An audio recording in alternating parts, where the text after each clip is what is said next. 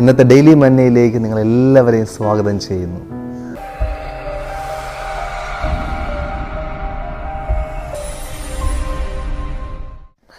പലരും ഇപ്രകാരം പരിഭവം പറയാറുണ്ട്, ഞാൻ പ്രതീക്ഷിച്ച ഇന്ന വ്യക്തികൾ എന്നെ മറന്നു കളഞ്ഞു, എൻ്റെ മക്കൾ എന്നെ മറന്നു, എൻ്റെ അപ്പനമ്മമാർ എന്നെ മറന്നു, എൻ്റെ കൂട്ടുകാർ എന്നെ മറന്നു, എൻ്റെ ബന്ധുക്കൾ എന്നെ മറന്നു.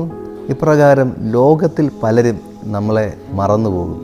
ഒരു സമയത്ത് നമുക്ക് ഏറ്റവും വേണ്ടപ്പെട്ട വ്യക്തികൾ പോലും നമ്മളെ പലപ്പോഴും മറന്നു കളയാറുണ്ട്. അത് മനഃപൂർവ്വമായോ അല്ലാതെയോ ഒക്കെ മറന്നു കളയാറുണ്ട്. എന്നാൽ പ്രിയപ്പെട്ടവരെ, നിങ്ങളെ മറക്കാത്ത ഒരു കർത്താവ് നിങ്ങൾക്ക് വേണ്ടി ജീവിക്കുന്നു.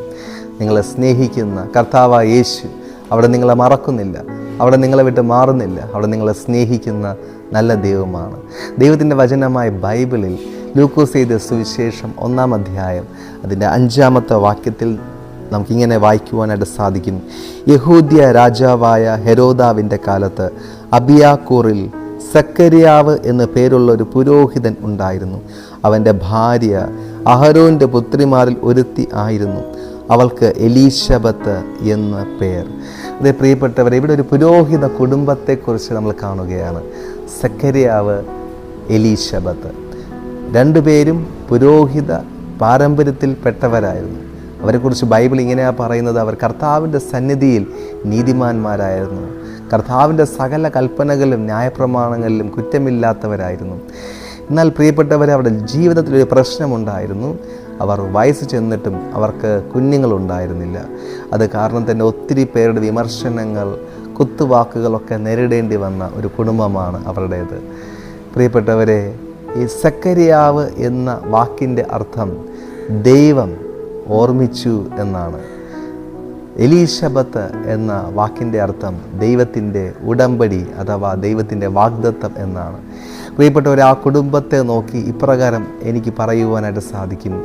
ദൈവത്തിൻ്റെ വാഗ്ദത്തത്തിൻ്റെ പ്രതീകമായ എലീശബത്തിനെ, അല്ലെങ്കിൽ ആ വാഗ്ദത്തം അവിടെ ഉണ്ട്. അപ്പോൾ തന്നെ സക്കരിയാവ് ഓർമ്മപ്പെടുത്തുന്നു, ആ വാഗ്ദത്തം ദൈവം മറന്നിട്ടില്ല. അതേ പ്രിയപ്പെട്ടവരെ, നിങ്ങളെ ദൈവം മറന്നിട്ടില്ല. നിങ്ങളെക്കുറിച്ചുള്ള വാഗ്ദത്തങ്ങൾ, ദൈവത്തിൻ്റെ പദ്ധതികൾ, ദൈവിക ഉടമ്പടികൾ ദൈവം മറന്നിട്ടില്ല.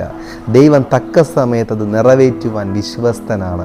നമുക്കറിയാം, ദൈവവചനത്തിൽ നമ്മൾ കടന്നു വരുമ്പോൾ തക്ക സമയത്ത് അവർ വയസ്സ് ചെന്നു, ഇരുവരും വൃദ്ധരായി, എന്നിട്ടും ദൈവം അവരിൽ കനിയുകയും അവരുടെ ജീവിതത്തിൽ ദൈവം ഒരു തലമുറയെ നൽകുകയും ചെയ്യുന്നു. യോഹന്നാൻ സ്നാപകൻ എന്ന ശക്തനായ പ്രവാചകനെ ദൈവം അവരിലൂടെ എഴുന്നേൽപ്പിക്കുന്നത് കാണുവാനായിട്ട് കഴിയും.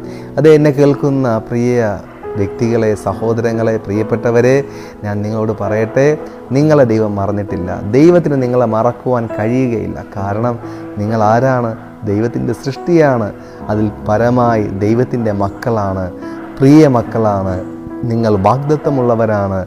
ദൈവവചനം പറയുന്നു, ലോകസ്ഥാപനത്തിന് മുൻപേ ദൈവം എന്നെ തിരഞ്ഞെടുത്തിരിക്കുന്നു. അതെ, നിങ്ങളെ ദൈവം തിരഞ്ഞെടുത്തത് ലോകസ്ഥാപനത്തിന് മുൻപാണ്.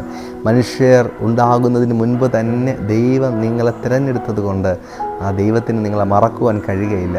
ദൈവം പറയുന്നു, ഞാൻ നിന്നെ എൻ്റെ ഉള്ളം കരത്തിൽ വരച്ചിരിക്കുന്നു. അതേ പ്രിയപ്പെട്ടവരെ, കർത്താവായ യേശു നിങ്ങളെ കുറിച്ച് വലിയൊരു പദ്ധതി തയ്യാറാക്കിയിരിക്കുന്നു.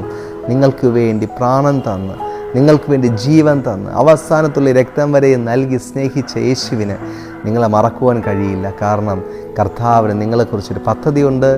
ദൈവം നിങ്ങളതിലേക്ക് നടത്തുമാറാകട്ടെ. God bless U.